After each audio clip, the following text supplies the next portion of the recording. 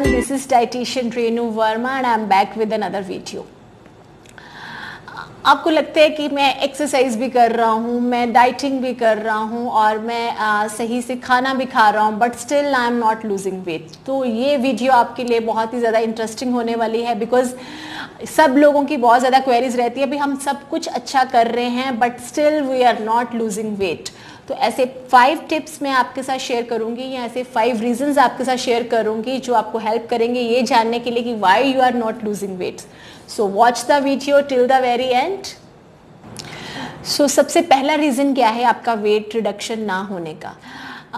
कुछ लोग जो डाइट करते हैं वो कहीं ना कहीं अपनी डाइट में से कई लोग प्रोटीन को जो है वो एलिमिनेट कर देते हैं। तो अगर आप वैसी डाइट ले रहे हैं जिसमें कि 95% कार्बोहाइड्रेट्स है और ओनली 5% ही आप उसमें प्रोटीन ले रहे हैं, तो जो 95% जो आप ले रहे हैं उसका जो जितनी बॉडी को यूज़ करना है उसको करके बाकी का वो सारा का सारा एज ए फैट स्टोर कर देगा।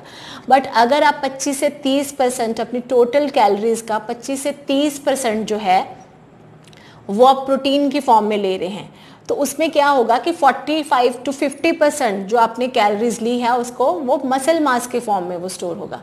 तो डेफिनेटली जब आप वेइंग स्केल के ऊपर चेक करोगे तो वो मसल मास बढ़ के आएगा अगर आप प्रोटीन में ले रहे हो ज़्यादा तरीके से। तो ठीक है, तो इसी तरीके से ये होगा कि अगर आपने प्रोटीन अच्छी अमाउंट में लिया है, हो सकता है कि वेइंग स्केल के ऊपर वो नहीं आए बट वो आपकी मसल्स की फॉर्म में स्टोर हो गया है।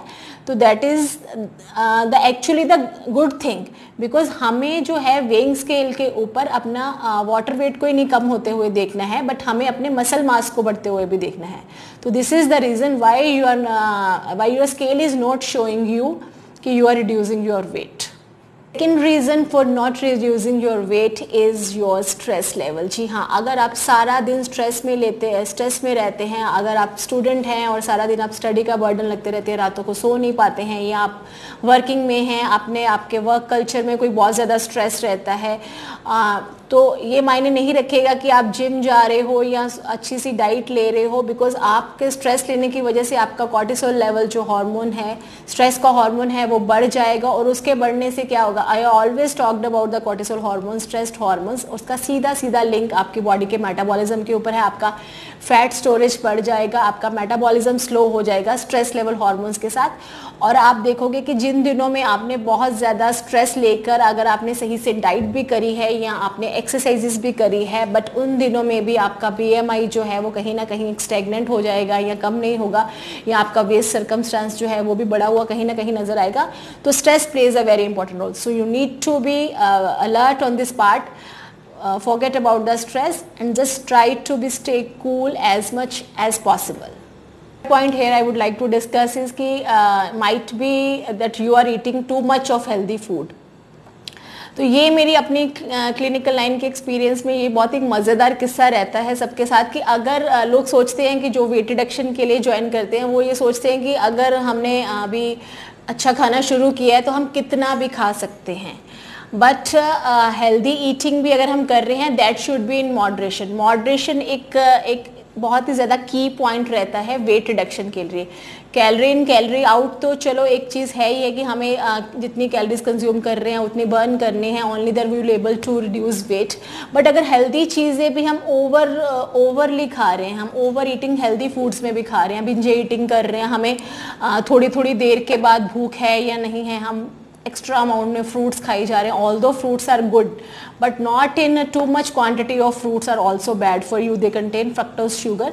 तो आप एक पोर्शन साइज होता है हर एक चीज़ का। लाइक मैंने अगर अपने किसी पेशेंट को कुछ बेरीज ही खाने के लिए बोला है या वाटरमेलन खाने के लिए बोला है, तो if you are eating like a full big bowl of this watermelon और एनी फ्रूट्स और बेरीज, तो then you might be like taking the many more calories than you are burning. So अगर आप हेल्दी खाना भी खा रहे हैं then you need to take it in a moderation only. Moderation amount में खाओगे हर एक साइज़ का। जैसे आपका कोई स्नैक साइज़ है, अगर आप आलमंड्स ले रहे हैं या आप नट्स ले रहे हैं या कुछ भी ले रहे हो, तो फिस्ट फुल ऑफ साइज़, तो आपका एक स्नैक का जो साइज़ है that is only fist full. So you need to control your portion even while eating a healthy food. और फोर्थ रीज़न क्या हो सकता है कि आपका वेट रिडक्शन नहीं हो रहा हो? एक तो ये है कि आप सफिशेंट अमाउंट में पानी का इंटेक नहीं कर रहे हैं, और दूसरा ये है कि आप सफिशेंट अमाउंट में कैलोरीज इंटेक नहीं कर रहे हैं।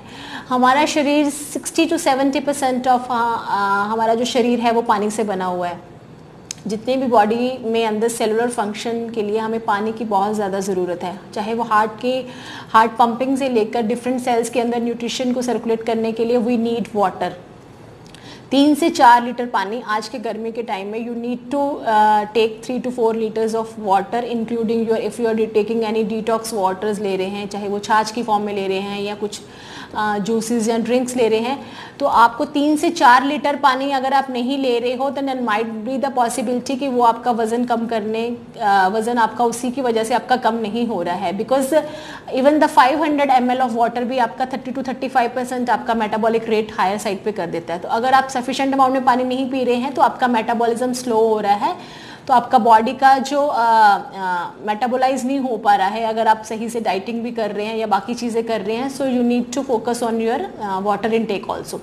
दूसरी चीज़ जो अक्सर देखने को मिलती है कि वो ये है कि कुछ लोग आते हैं मेरे पास पहले से ही अपना कुछ ट्रायल कर आ रहे होते हैं कि हमने तो 5-6 महीनों से खुद ही डाइटिंग कर आए हैं और उनका वज़न बिल्कुल 100 ग्राम्स तक भी कम नहीं हो रहा होता। रीज़न ये हो रहा होता है कि they are not eating sufficient amount of calories, वो बहुत ज़्यादा कम कैलोरीज ले रहे हैं और उसी की वजह से उनकी बॉडी जो है वो स्टार्वेशन मोड के ऊपर चली जाती है। स्टार्वेशन मोड में जाने के क्या हो जाता है, आप इसको इस तरीके से लीजिए कि बॉडी ये समझती है कि बाहर जैसे कुछ अकाल पड़ गया, अभी हमें कुछ मिलने वाला नहीं है, तो the body will store the amount you will eating, तो वो उसको बर्न नहीं करेगी।